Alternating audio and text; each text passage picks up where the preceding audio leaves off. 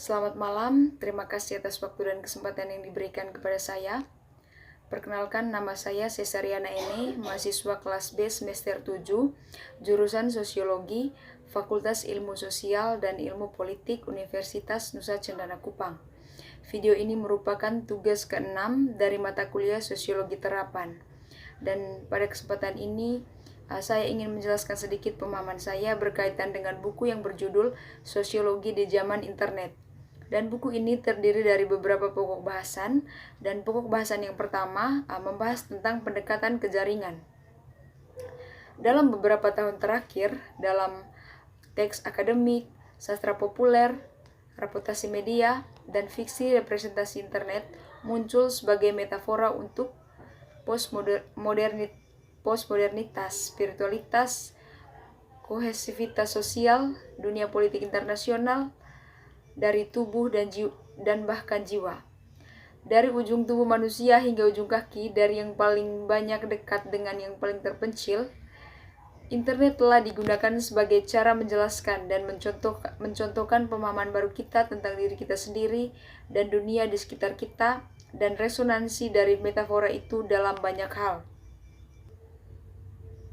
Gagasan tentang jaringan menurut Hart dan Negri menjadi isomorfisme kunci, bentuk umum dengan konten yang berbeda dari waktu, seperti teori sosial Michael Foucault. Ini bukan berarti karena jaringan tidak ada sebelumnya atau bahwa struktur otak telah berubah. Itu adalah jaringan telah menjadi bentuk umum yang cenderung menentukan cara kita memahami dunia dan bertindak di dalamnya. Jaringan hari ini kemudian bertindak sebagai kerangka kerja pengorganisasian di mana semua institusi pengetahuan dan hubungan tertata. Metafora bertindak sebagai seperangkat sumber daya yang digunakan untuk mengembangkan strategi penyelidikan dan cara berpikir. Saat kita menggunakan metafora perjalanan hidup, misalnya seseorang memiliki tujuan dapat membuat kemajuan, itulah perjalanan individu, bahwa kita mengikuti jalan kita sendiri, dan seterusnya. Metafora mendorong kita untuk melihat pengalaman kita dengan cara tertentu. Metafora ini adalah akar dari perspektif fungsionalis dalam sosiologi, berbasis sekitar gagasan masyarakat sebagai organisme di mana semua bagian memiliki fungsi dan tanpa itu keberlanjutan masyarakat tidak mungkin. Adopsi metafora baru dari satu domain disiplin ke domain lain penting. Sejauh ini sering menjadi kebenaran sosiologis pada akar transformasi epistemologis dalam satu disiplin ilmu.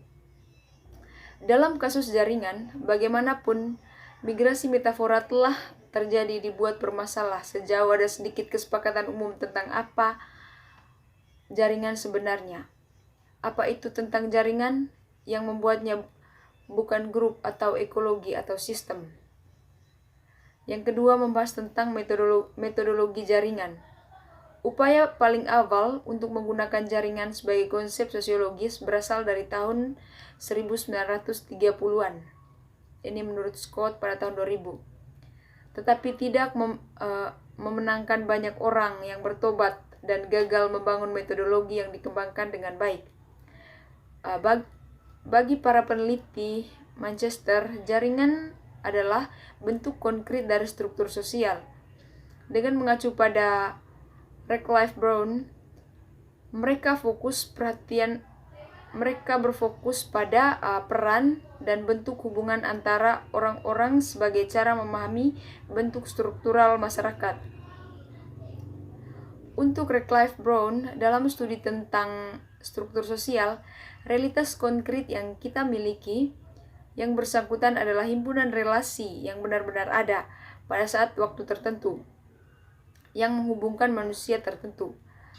Antropologi itu harus memperhatikan bukan dengan peran penghuni tertentu atau koneksi, tetapi dengan konfigurasi ini umumnya adalah terobosan besar dalam mengembangkan pendekatan jaringan sebagai ide-ide.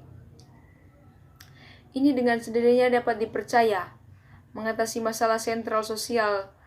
Teori dan poin ini yaitu kesulitan konseptual untuk mengidentifikasi dan memisahkan masyarakat atau pengelompokan sosial yang berbeda dari entitas lain dalam lokasi yang sama. Oleh karena itu, fitur inti dari jaringan analisis jaringan sosial pertama, bahwa mereka bertindak untuk membatasi perilaku dan tindakan individu di dalamnya. Yang kedua, jaringan pada prinsipnya bersifat universal, yaitu komitmen untuk mempelajari jaringan egocentre menjadi metodologis kebutuhan daripada prinsip ontologis. Ketiga, jaringan tidak mempengaruhi identitas komponen individu mereka, orang-orang terhubung formasi, tetapi mempertahankan tujuan dan identitas tertentu. Keempat, jaringan dibentuk secara sukarela melalui interaksi para aktor, tetapi polanya spesifik secara budaya. Yang ketiga, masyarakat jaringan. Salah satu masalah inti dengan gagasan masyarakat jaringan adalah bahwa etimologi istilah ini agak kabur. Ide masyarakat jaringan dikembangkan dari informasi teori masyarakat dan dalam banyak hal istilah sinonim, yang menurut Webster pada tahun 1995. Akibatnya sering sulit digali apa yang sebenarnya yang dimaksud dengan jaringan dalam masyarakat jaringan. Darin Bernay mengemukakan gagasan jaringan dapat digunakan sebagai konsep validasi diri. Jaringan adalah bentuk-bentuk sosial dalam masyarakat jaringan, dan masyarakat jaringan adalah masyarakat yang bercirikan jaringan. Dalam karya Kestel, jaringan adalah digunakan sebagai singkatan dari jaringan Global Society. Struktur interkoneksi dan interdependensi yang menjadi ciri politik modern kehidupan ekonomi dan budaya di atas kanvas global. Namun bahkan dengan istilah ini, kita tidak lebih mendeteksi definisi yang bisa diterapkan, karena analisis Kestel tentang masyarakat jaringan adalah salah satu konsep inti cenderung bipolar dan saling elaboratif. Namun berbeda dengan jaringan sosial yang lebih personal, analisis ini adalah jaringan yang berpotensi secara global dan dengan demikian berpola dan bertujuan berorientasi menopang hubungan kekuasaan yang ada. Yang keempat, membahas tentang internet sebagai jaringan. Bagi Charles S., internet hanyalah ibu dari semua jaringan. Barnett dan Marshall mendefinisikan internet sebagai global connection, ratusan ribu komputer dan jaringan pribadi melalui node, gateway, dan pusat komputer menggunakan protokol TCP or IP. Namun, di luar fakta tersebut bahwa itu didistribusikan seperti internet dan seperti web, para ahli teori sosial memiliki sedikit hal, katakanlah tentang jenis web atau internet. Internet dianggap sebagai standar emas jaringan gambar dalam istilah Deleuzian yang dikenal standar tempat semua bentuk jaringan lainnya berangkat. Jadi untuk meringkas, network itu heterogen, tidak eksklusif, ditentukan oleh status keseluruhan tautan daripada jalur node atau SNA. Tergantung daripada waktu tertentu, sangat otonom sejauh node dan link bisa dimultitugas tanpa mempengaruhi keseluruhan dan non tujuan. Terhadap gambar internet sebagai jaringan eksklusif, kita harus kontras dengan kenyataan informasi, dan kita harus kontras dengan kenyataan pulau informasi dan benua terarah di mana semua kecuali yang tinggi, ruang inti komersial dari internet berada.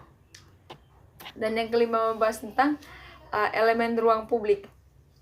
Dalam pembahasannya tentang apakah ada ruangan publik global yang diperdebatkan dunia modern, Colin Sparks, meskipun sangat kritis terhadap Habermasian visi ranah publik, mengisolasi dua aspek dari model hasil Habermas yang harus dibahas dalam diskusi apapun. Pada dasarnya, ruang publik agar dianggap demikian harus memenuhi dua kinerja, yaitu yang pertama akses. Akses adalah jaminan untuk semua, dan yang kedua bahwa warga negara memiliki hak untuk berunding secara tidak terbatas. Ruangan bebas dalam mensegmentasi informasi yang miskin, dan cara inilah Wellman dan Pew meneliti sama-sama menunjuk pada fakta definisi kemiskinan informasi dan menyelesaikan akses ke infrastruktur fiksi, web, koneksi komputer, dan keyboard terlalu teknosentrik. Skema Wellman menimbulkan pernyataan panduan yang terlalu mudah diterima antara kaum miskin ekonomi dan miskin informasi, dan menunjukkan analisis ke pernyataan sosiologis yang lebih luas.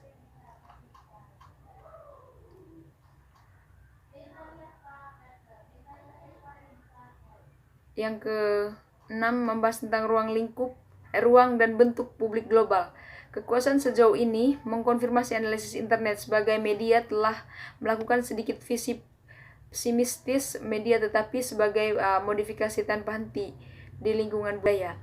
Perdebatan seputar media dan ranah publik tergantung pada sejauh mana tumpang tindih antara bentuk wacana media dan bentuk kepentingan dan kekuasaan kolektif.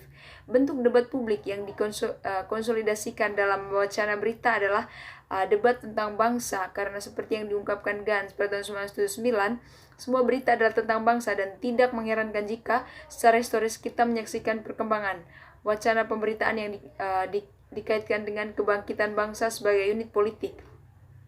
Dengan demikian, debat ranah publik itu sendiri sangat tidak selektif, yang dengan membingkai debat dalam istilah yang bisa diterima analisis, isi media melihat dimensi kritis dari perdebatan tersebut. Yang ke-7 tentang komunitas, bahwa kedatangan internet telah berdampak pada cara pandang kita terhadap komunitas adalah tema umum dari akun paling umum di internet dan masyarakat. Bukan sia-sia yang dilakukan sosiolog Jerman Hermann Schmelbeck mengomel bahwa komunitas telah menjadi semboyan yang digunakan untuk menunjukkan setiap kemungkinan khayalan waktu. Jenny Pritz pada tahun 2002 menawarkan daftar definisi yang umum digunakan saat ini untuk komunikasi, termasuk tujuan bersama, kepentingan bersama, dan juga kegiatan dan tata kelola bersama, kerjasama, kepuasan, kebutuhan bersama, kesenangan, dan kesenangan bersama. Tidaklah mengherankan bahwa komunitas adalah konsep yang diperdebatkan.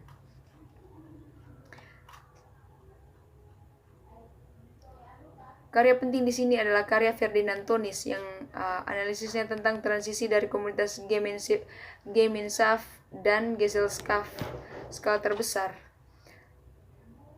Tönnies berpendapat bahwa komposisi masyarakat diwujudkan perubahan bentuk asosiasi. Titik sentral untuk Tönnies adalah bentuk asosiasi yang dimasuki orang menghasilkan berbagai jenis organisasi sosial. Yang ke-8 tentang identitas online.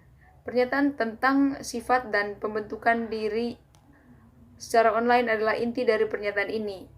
Penyelidikan sosiologis tentang dampak sosial internet. Dari awalnya, para ahli teori terpesona oleh pernyataan tentang bagaimana kita berkembang dan berinteraksi atau satu sama lain dalam lingkungan tanpa isyarat sebagai masyarakat. Ide intinya adalah saat kita berkembang dan mengekspresikan banyak karakter, manfaat, aspek laten dari kepribadian kita dan memproyeksikan mereka ke dalam persoalan yang koheren. Poster juga memahami identitas online seperti yang dibangun secara online daripada esensi yang telah dibentuk sebelumnya. Oleh karena itu, wacana internet